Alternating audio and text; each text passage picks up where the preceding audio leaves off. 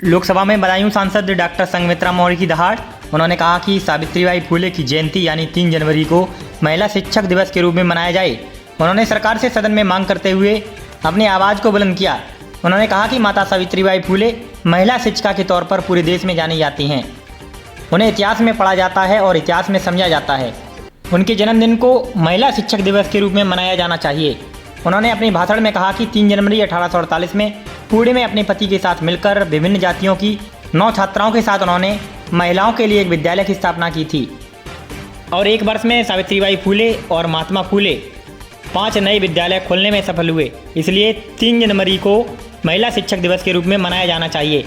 आइए एक बार डॉक्टर संघमित्रा मौर्य को सुनते हैं, जो बदायूं से सांसद हैं। अध्यापिका, निस्वार्थ समाज सेविका और सत्य शोधक समाज की कुशल नेतृत्व करने वाली महान नेता थी।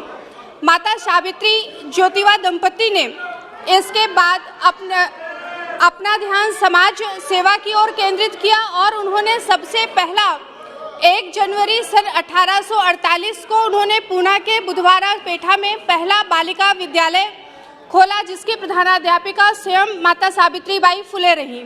महोदया, मैं आपके माध्यम से बालिकाओं में शिक्षा की ज्योति जलाने वाली माता सावित्रीबाई फुले जी की जयंती 3 जनवरी को महिला शिक्षक दिवस के रूप में मनाया जाए, इसकी सरकार से मांग करती हूँ। बहुत बहुत धन्यवाद। आपने देखा कि डॉक्टर संघमित्रा मौर्य, जो कि बदायूं से सांसद हैं, उन्होंने अपने भाषण और अपनी मांग में कहा 3 जनवरी को महिला शिक्षक दिवस के रूप में मनाया जाना चाहिए। भारत में यह ऐतिहासिक दिन है। महिला शिक्षा की बात करने वाली सावित्रीबाई फुले का यह जन्मदिन है।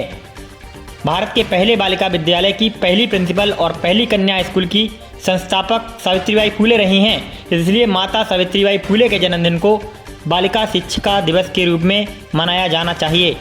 बता दें कि जात पात और छुआछूत के उस युग में दलित बालिकाओं की शिक्षा की बात करना इतना सरल नहीं था। महज 17 साल की उम्र में सावित्रीबाई लड़कियों को पढ़ाने के लिए स्कूल जाती थीं, तब विरोधी रास्ते में उन्हें परेशान करने की भरसक कोशिश करते थे।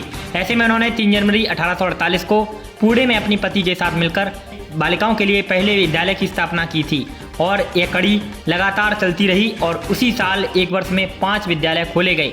सावित्रीबाई फुले ने ज्योतिबा फुले के साथ मिलकर 24 सितंबर 1873 को सत्य शोधक समाज की स्थापना की थी। उन्होंने विधवा विवाह की परंपरा भी शुरू की तथा उन्होंने पहला विधवा पुनर्विवाह 25 दिसंबर 1873 को करवाया था। ऐसे समाजसेवियों, ऐसे ऐतिहासिक पुरुषों को देश को याद करने की आवश्यकता है।